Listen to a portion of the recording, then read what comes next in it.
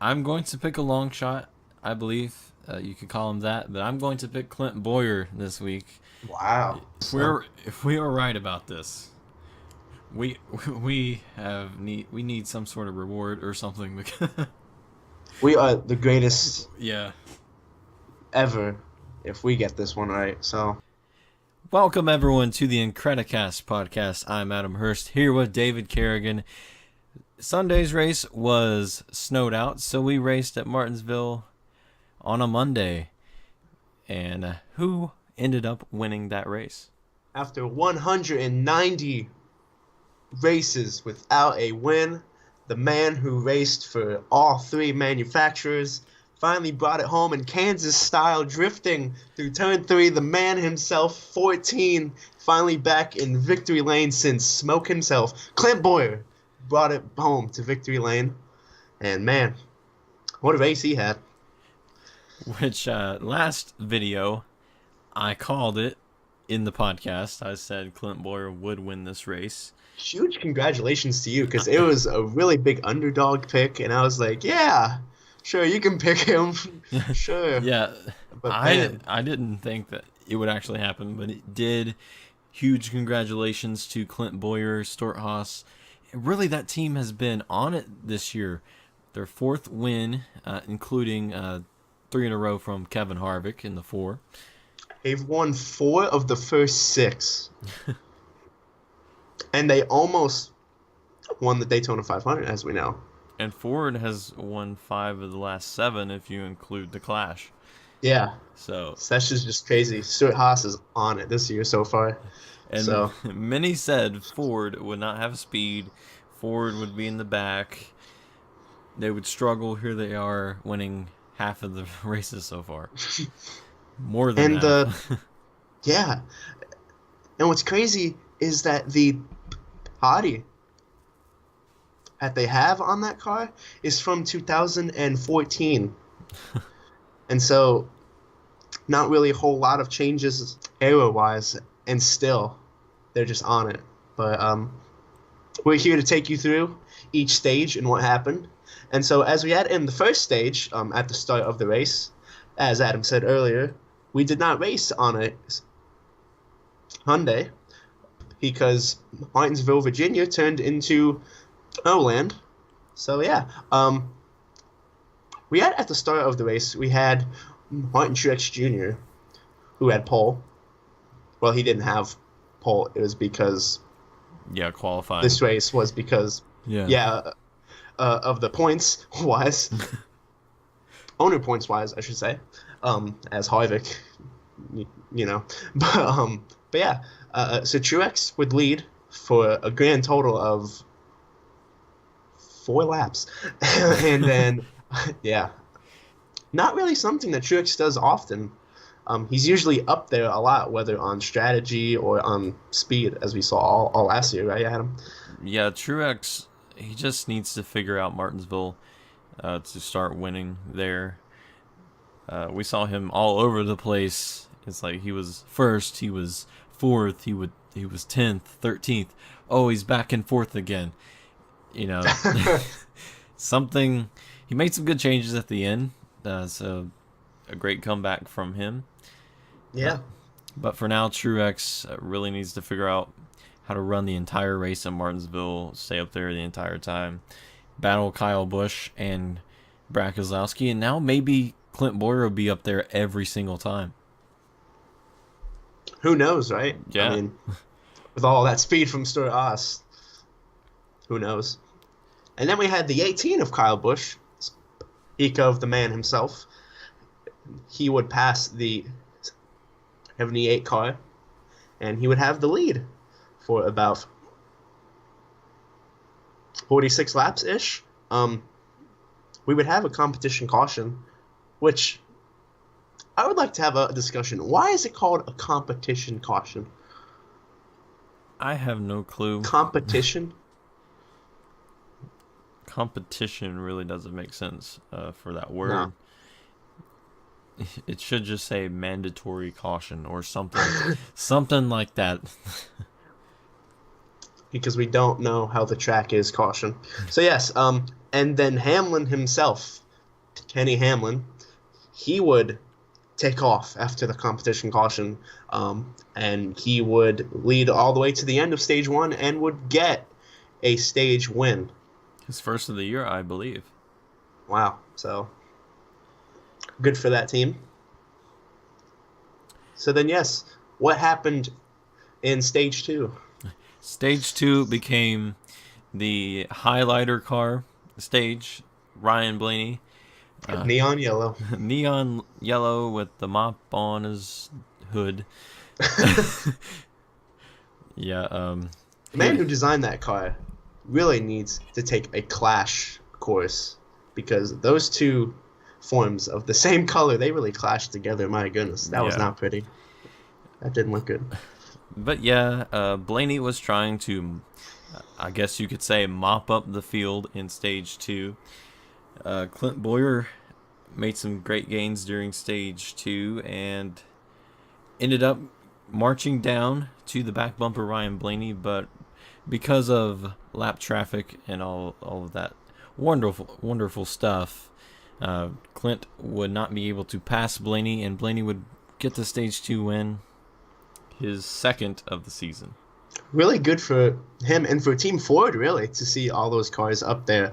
As we saw, the 2 was up there, and the 22 of Logano was also up there. Harvick, Kurt Busch. Even the 10 of Eric Almirola was having a great day until he decided to speed 2 times on pit road. But so yes, and then everything would change in stage 3. As the 14 of Clint Bowyer, he decided that he was tired of losing and would pass the 12, and after that, he led the whole race. So yeah, and after that, something happened with Ryan Blaney's car. He just was not the dominant car that he showed in stage 2. He dropped dropped down the huge fifth. rock. Yeah, it's not a boulder; it's a rock. So they used to drive those for miles. But yeah. And he did. He did, but he'd make it to the end. However, he finished pretty well. So we saw AJ Allmendinger made some good gains during that race. Made his way up to, I believe, 5th, but then something happened, and then his car would start falling back. Made some contact too with the Heaven Time champion himself, and then everyone was making contact today. As we know, it is Martinsville, so yeah. Normally we have some big drama at Martinsville, but the closest it got to that was the 11 and the 4. The 11 gave Harvick a shot. And then Harvick decided to brake check him, and that would end up messing Denny Hamlin's day up. Had to come back into the pits, and Denny ran in 15th pretty much the rest of the way. Yeah, not a really good day for Joe Gibbs Racing, other than Kyle Busch, of course, getting P2. However, as we saw last fall, the 11 car of Hamlin was really good. He was up there. Kyle Busch would win that race. And then Suarez in that race was pretty good. Matt Kenseth was up there. So, I don't know. I think the Fords, they figured something out. Don't you think? Yeah, if you look back at the last couple of races, I would say the same thing. But yeah, Brad won in the spring last year. Bowyer won now. I think it's the second race they've won in the past 30 races at Martinsville. So they're getting there with these Martinsville races. And we've had a wide variety of the different kind of tracks so far this year. We've had the short track today. We've had the 2 mile in Fontana. We've had the 1.5 miles. We had Phoenix, which is Phoenix. I don't even know what that is, to be honest. Is it a dog leg? Is it a short track? Is it 1.25 miles? I don't know. And then you have the Daytona 500. So we've had a huge range of different sorts of tracks, and the Fords have been strong everywhere so far. So Yeah, more noticeably the mile and a halfs. Kevin Harvick dominated every single one of them so far. And in 2 weeks, that's where we're going. We're going to a mile and a half. We're going to Texas. So we're going to see if that continues. we sure will. And to keep in mind, which last year, as we've talked about a lot on this podcast, the cars at SHR were not 100%. And even still, Kevin Harvick would find a way to win the chase / playoff / whatever you want to call it now, race in Texas. So really important to see how SHR and the Fords as a whole, they respond. Oh, yeah. But with that, Clint Bowyer goes on to victory lane at Martinsville. We saw his extended victory lane celebration. It's probably the best one so far.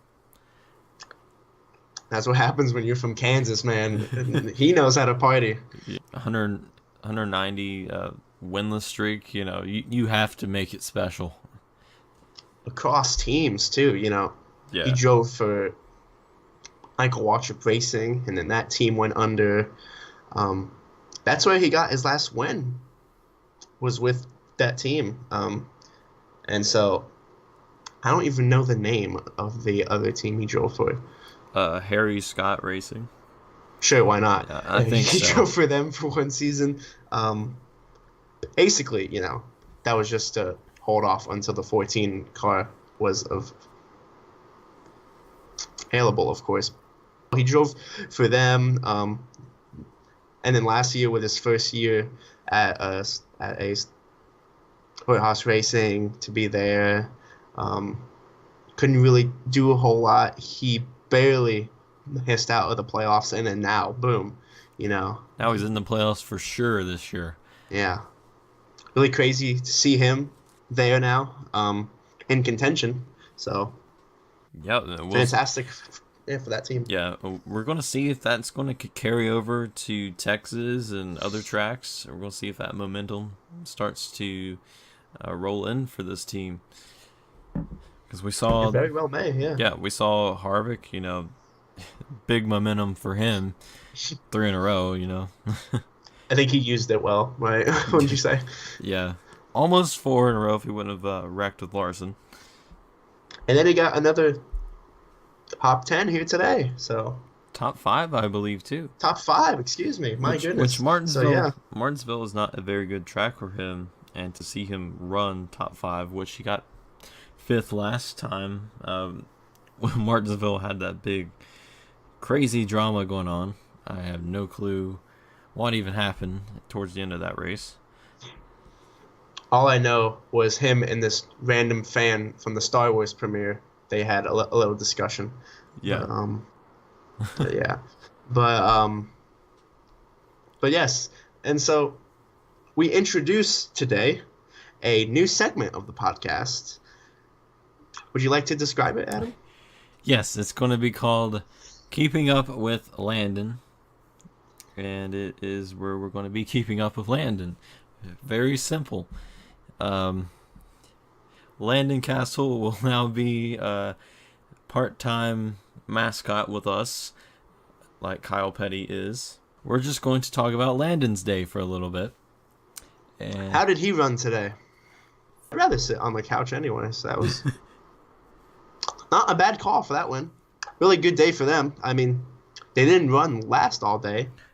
They were ahead of 2 other cars. They beat the 17 for a little bit until they decided to go in. So still an okay day for them until they parked it in. But yes, that was this week's Keeping Up with Landon. I thought we didn't have any more art in parks. I have no clue if there was like a mechanical failure with the car or something. All I know is... Well, we didn't hear about it on TV, that's for sure. But we did hear about a train, so that's good. Yes. You heard it here first. folks, on Incredicast, trains are more important than Landon Castle. And that is how we end the very first segment of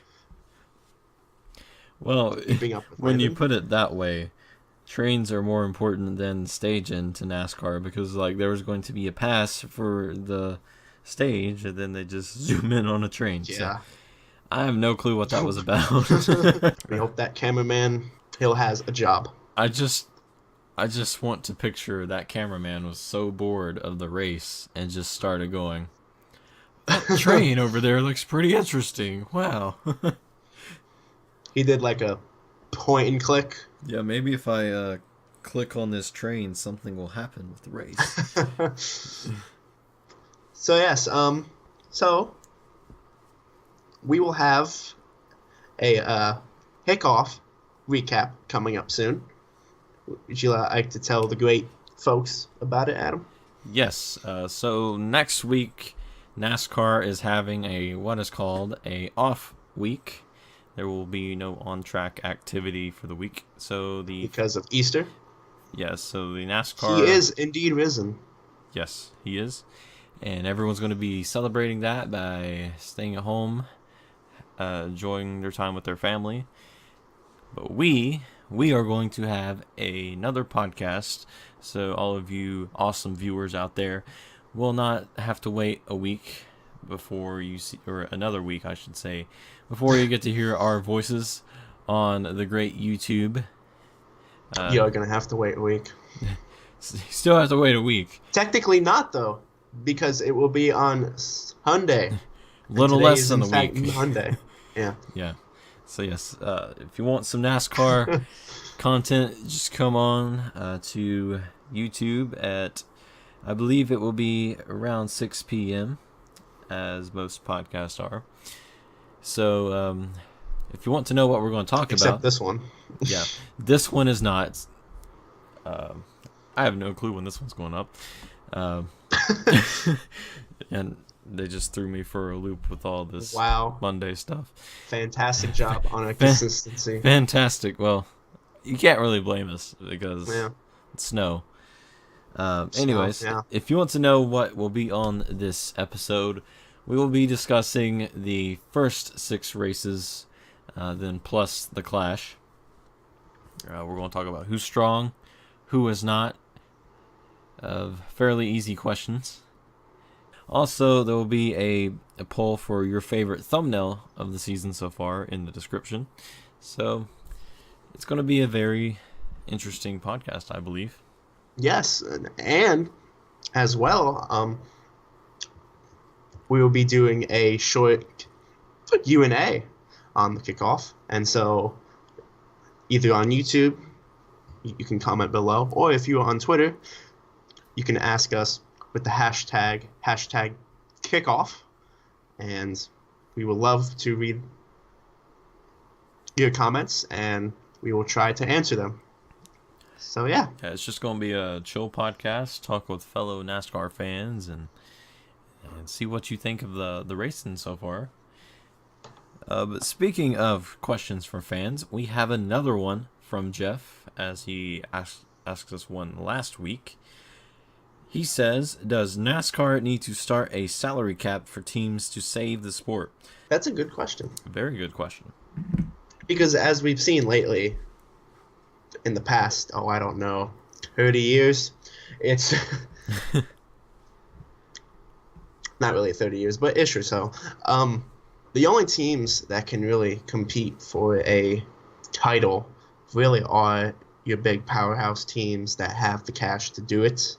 And then also, we've seen recently that the most prominent of teams usually drive for Toyota, because Toyota just throws their entire wallet towards the engine program and everything. They said, we don't care how much it takes. Throwing everything. And also, we've seen how that works. We had in 2015, we had a championship for the 18 car.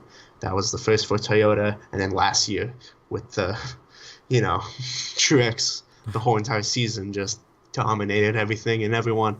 So And then we, of course, seen teams like Hendrick, with Jeff Gordon, Yeah. and with the 48 winning 5 in a row, now 7 championships. So it's a discussion to be had. I mean, I wouldn't be against it. Yeah, I think it would be a good choice because we've seen so many teams. Most recently in the Xfinity Series, they had to stay out of the field on a late race caution because they ran out of tires and they cannot afford anymore, and then that affects the overall finish of the race. So those teams definitely need some sort of catch up, I guess you could say, so that to help them afford some of these things. But yeah, it wouldn't be a bad decision. And the cost of racing currently is just so stupidly high. Yeah. So, Which means sponsors would not be interested in spending so much money on it. So, who knows? Which is why the sport is decaying. Welcome to Incredicast, everyone. But yeah, so I would be for it. Yeah, I would be too. If there was a vote for it, I would vote for it. So, I mean, it's a common problem around the racing world. Like, who's going to win the F1 championship this year, Adam? Well, most likely, the guy who's won it most recently, Lewis Hamilton. Why do you say that? Oh, I don't know. Mostly because they dominate every single race. Why do you say that? Because they have the best engineers. Why? Because they have the most money. Why? Because so and so and so and so and so forth. So, it really is the pocketbook. It's the checking account. It's the savings account. It's the big, all the big bucks that control the racing world. So yes. Thank you, Jeff, very much for asking that question, as well as the previous one. So thank you very much. Yeah, we really appreciate your questions and for being a fan of our little podcast here. But yes, Next week we will be doing the kickoff recap. We'll also be making our picks for Texas then. So if you want to know what our picks are, tune in next Sunday for our picks. And for the kickoff recap podcast. And for everything else in the podcast. But I do believe that is all we have for this week's podcast. So enjoy Easter. Enjoy the week off from NASCAR. And we'll see you in the kickoff. Have a great week.